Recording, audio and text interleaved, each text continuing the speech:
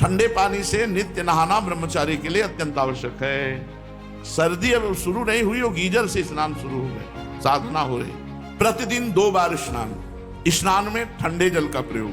देखो पूरी सर्दी में ठंडे पानी से नहा के देखो, नियम ले कि गीजर कब नहीं नहाएंगे। और तेल की जरूरत क्या है?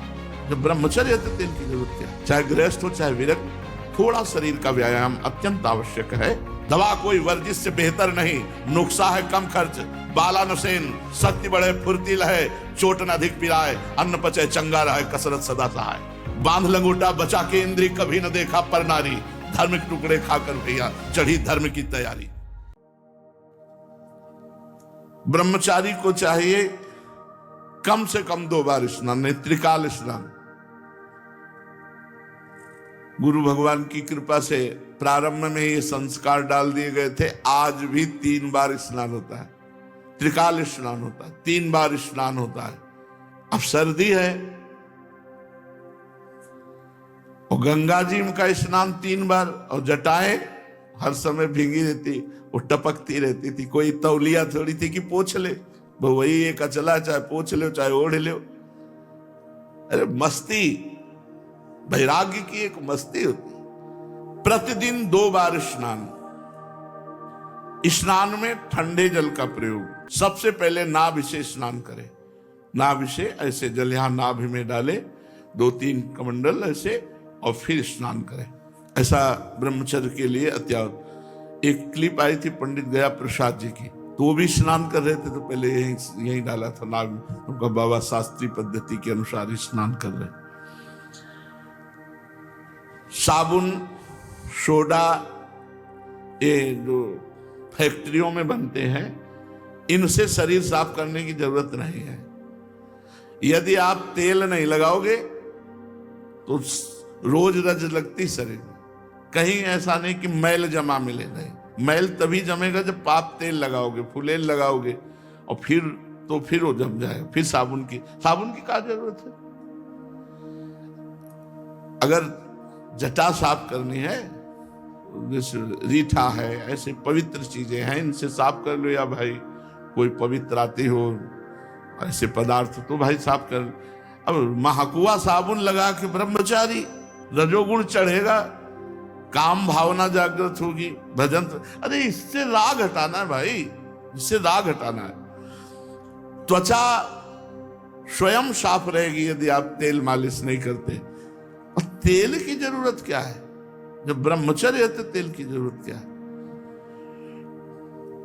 ठंडे पानी से नित्य नहाना ब्रह्मचारी के लिए अत्यंत आवश्यक है। सर्दी अब शुरू नहीं हुई, वो गीजर से स्नान शुरू हो गए, साधना हो रही। अगर नदी प्रवाह में स्नान किया जाए तो और उत्तम है। और यह घोर अंधेरे में, जहां बिजली नहीं कुछ नहीं, और गंगा जी में 3 बजे जाके खड़े हो गए, 4 बजे तक खड़े रहे, शरीर कांप रहा है, बस मंत्र जाप करते हुए मस्ती से बाहर निकले। स्नान भोजन के पहले और भोजन के 3 घंटे बाद। भोजन के बाद तुरंत कभी स्नान न करे, या ना स्नान करके तुरंत भोजन में न बैठे। इन सब से ब्रह्मचर्य पुष्ट होता है। तुरंत भोजन करने से किया, नहा के तुरंत, और या भोजन के बाद तुरंत स्नान किया, इससे ब्रह्मचर्य पर फर्क पड़ता है। पित्त बढ़ जाता है और ब्रह्मचर्य की हानि होती है। रोगी, दुर्बल, नाजुक यदि पहले से आपका शरीर है तो फिर गुनगुना पानी कर लीजिए। और अगर रोगी नहीं है, दुर्बल नहीं है, तो फिर आप ठंडे पानी से, देखो पूरी सर्दी में ठंडे पानी से नहा के देखो, नियम ले कि गीजर कब नहीं नहाएंगे। व्यायाम ब्रह्मचारी को नित्य करना चाहिए, चाहे गृहस्थ हो चाहे विरक्त। थोड़ा शरीर का व्यायाम अत्यंत आवश्यक है। कसरत हमें एक पूज्य बुजुर्ग सिखाते थे, दवा कोई वर्जिश से बेहतर नहीं। वर्जिश माने कसरत। दवा कोई वर्जिश से बेहतर नहीं, नुक्सा है कम खर्च, बाला नसेन, शक्ति बढ़े फुर्ती लहे, चोट न अधिक पिराए, अन्न पचे चंगा रहे, कसरत सदा सहाय। बांध लंगोटा बचा के इंद्री, कभी न देखा पर नारी, धर्म के टुकड़े खाकर भैया चढ़ी धर्म की तैयारी। ये ऐसे तो बिल्कुल गांव की बातें हमें बता रहे। बांध लगोटा बचा के इंद्री, कभी न देखा पर नारी, धर्म के टुकड़े खाकर भैया चढ़ी धर्म की तैयारी। ऐसे थोड़ी परमार्थ पथ पे चला जाता है। ब्रह्मचर्य में भोजन का बहुत बड़ा योग है। भोजन का महत्व तो लोग नहीं जानते हैं। जो मिला सो, ये दुकानों वाले, उनको कुछ पता है पवित्रता किसे कहते हैं, अपवित्रता किसे कहते हैं, क्या मतलब है उनको? सामने बढ़िया बढ़िया बर्तन में बढ़िया बढ़िया शीशा के अंदर दिखाई दे रहे हैं। बाजार के भोजन से, बाजार की वस्तुओं से थोड़ा नमस्कार, दूरी बना के रखो, तब तो बुद्धि शुद्ध रहेगी। नहीं, हमें तो नहीं लगता है। बोले अमुक दुकान बहुत पवित्र है, तो पूछो कि कौन सी गौशाला से घी आता है? ट्रकों घी लगता है, ट्रकों। कहां से आता है? आपके सामने पीस बढ़िया आ गई, आप पा लिए, बढ़िया, कितना सोहन पापड़ी बढ़िया है, लेकिन उसमें कौन सा घी मिला है क्या आपको पता चले? तो थोड़ा विचार करके देखो, यदि कहीं चर्बी मिली हुई है तो। ये भगवत प्राप्ति के लिए अत्यंत आवश्यक है ब्रह्मचर्य। भोजन का ब्रह्मचर्य से बहुत बड़ा महत्व है, जिसे ब्रह्मचर्य रहना। पहली बात सादा भोजन, दूसरी बात अल्पाहार भोजन, थोड़ा भोजन। 400 ग्राम 24 घंटे में अन्न पूरे शरीर को बहुत स्वस्थ रख के चलाएगा। 400 ग्राम अन्न। अब आप विचार करो, 400 ग्राम अल्पाहार, 2 रोटी थोड़ी दाल थोड़ा, फिर शाम के ले लो 2 रोटी थोड़ा दाल। देखो को बढ़िया भजन एक करो, 10 दिन तो कर लो। अगर अच्छा लगे तो ये करना, नहीं फिर छूट ले लो, खूब खाओ पियो, क्या परेशानी। 10 दिन ऐसा कर लो। सादा अल्पाहार, अधिक भोजन करने वाला आंतों को बोझिल करता है। जिसकी आंतें बोझिल होती हैं वो ब्रह्मचर्य नहीं रह सकता। जिसके पेट चर्बी हो, ब्रह्मचर्य के तो। यदि तुम्हें वीर्यवान बनना है, आरोग्यवान बनना है, भगवत प्राप्ति करना है तो ब्रह्मचर्य रहना। ब्रह्मचर्य रहना है तो भोजन सात्विक और अल्पाहार।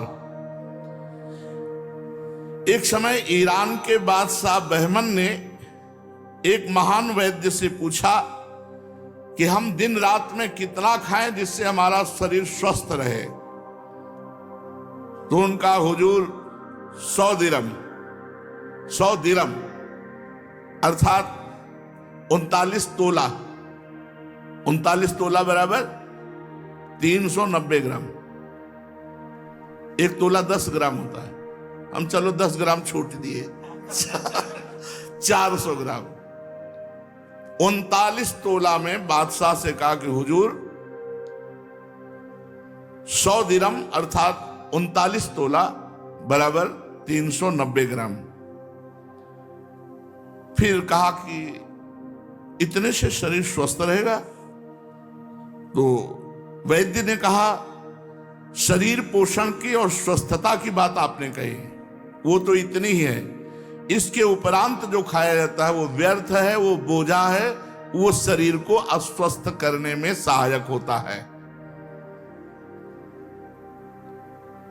400 ग्राम भोजन 24 घंटे में।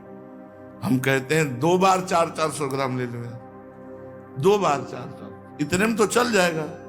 देखो 400 ग्राम लेकर के एक दिन रोटी को तौल लो कि एक रोटी कितने ग्राम की है, दाल कितनी होगी, सब्जी कितनी होगी, टोटल 400 ग्राम एक बार में।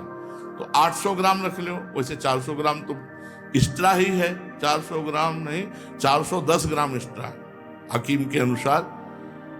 ये ब्रह्मचर्य के लिए स्वस्थता की बहुत सुंदर बात है, बहुत सुंदर बात।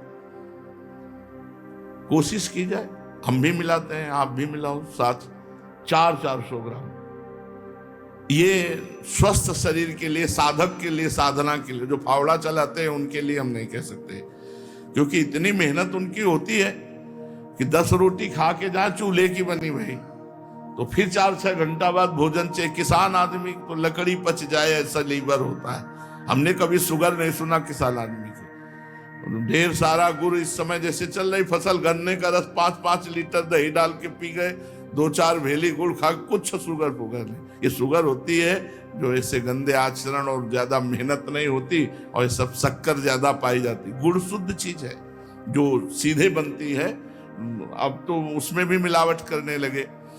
भगवान बुद्ध कहते हैं कि अगर भगवत प्राप्ति करना है तो हल्का आहार, एक बार भोजन, यह उसी को 2 बार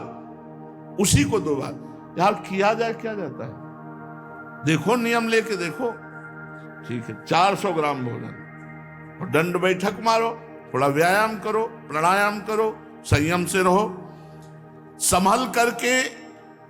जो साधना के लिए भोजन पाता है वही ज्ञान विज्ञान संपन्न होता, नहीं तो महामूर्ख होता है। पशु केवल भोजन ही भोजन पाते रहते हैं। भोजन तुम्हारा जीवन भी है और भोजन तुम्हें मार भी देगा। अब आप सोचो जो दूसरों का मांस खाते हैं कैसे जीव है, अरे ऐसे ऐसे जिंदा मछली पकड़ के ऐसे चबाते हैं, इनको यमराज चबाएंगे ऐसे। देख लेना, यहां मृत्यु लोक में ही ऐसे दंड मिलते हैं, पूछो मत। अब एक्सीडेंट हुआ, फंस गए पूरे सब लोहा लंगड़ यहां ऐसे, ओ वैसे ही जैसे फंसा के तुम मारे। अब तड़पो कब कहां कैसा चीख रहा है, चिल्ला रहा है। अवश्य में भोक्तव्यम कृतम कर्म शुभाशुभम। जीने के लिए खाओ, जियो भगवान के लिए, मरने के लिए मत खाओ। काहे को इतना भोजन। भक्तदास वामन, उनसे पूछा निकम्मा कौन है,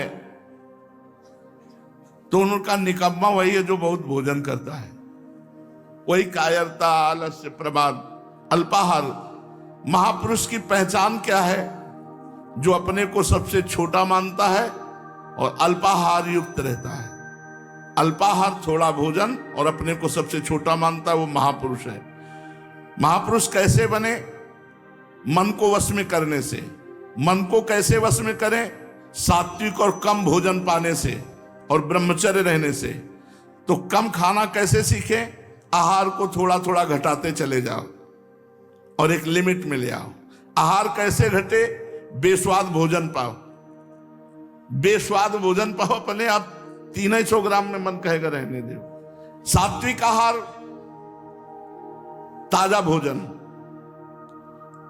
रसयुक्त भोजन, हल्का भोजन, मधुर भोजन, जैसे गेहूं की रोटी, चावल या जौ की रोटी या मूंग और अरहर की दाल, थोड़ा दूध, कम मात्रा में घी, थोड़ा मीठा, सेंधा नमक, ये सात्विक आहार। इतना राजस गर्मा गर्म कड़ुआ, किसी किसी को देखा मतलब ऐसे निकला मुंह में डाल लिया, वो ये सब राजसिक। अत्यंत कड़ुआ, अत्यंत गरम, अत्यंत नमकीन, अधिक मीठा, रूखा, चटपटा, खट्टा, तैलयुक्त, दोषयुक्त, गरिष्ठ, पूड़ी, कचौड़ी, मालपुआ, खट्टा, लाल मिर्च, तेल, हींग, प्याज, लहसुन, गाजर, उर्द, सरसों, मसाला, मसूर। और फिर ये तो सब त्याजी है, मांस, मछली, कछुआ, अंडा, शराब, चाय, कॉफी, ये तो सब। अगर राजसी आहार करोगे तो मन चंचल, कामी, क्रोधी, लालची और पाप कराएगा। ये राजसी आहार है, इसको छोड़ देना चाहिए। अगर गरम रोटी आई है तो उसको ऐसे टुकड़े कर दो जिससे उसकी धुआं निकल जाए। धुआं निकलने के बाद ही पाओ, यानी गर्मा गर्म धुआं, वो आपके लिए हानिकारक होगी, भजन में बाधक होगी। कड़ुआ नहीं, तीखा नहीं, अधिक नमकीन नहीं, अत्यंत मीठा नहीं, रूखा नहीं, चटपटा नहीं, खट्टा नहीं, तैलयुक्त नहीं, दोषयुक्त नहीं, गरिष्ठ नहीं, पूड़ी, कचौड़ी, मालपुआ, ये सब नहीं। बोले तो खा क्या पाना है, तो ऊपर बताया ना, मूंग की दाल, अरहर की दाल, गेहूं की रोटी, जौ की रोटी, थोड़ा चावल, हल्का थोड़ा मीठा, आधा चम्मच बोलते बहुत घी में छोंक लो दाल। ये ऐसा रोज पाना है ना, और ब्रह्मचर्य से रहना है। तामसिक आहार, ये अगर सतोगुणी और राजसी भोजन अधिक मात्रा में पा लिया जाए तो वो भी तमोगुण हो जाता है।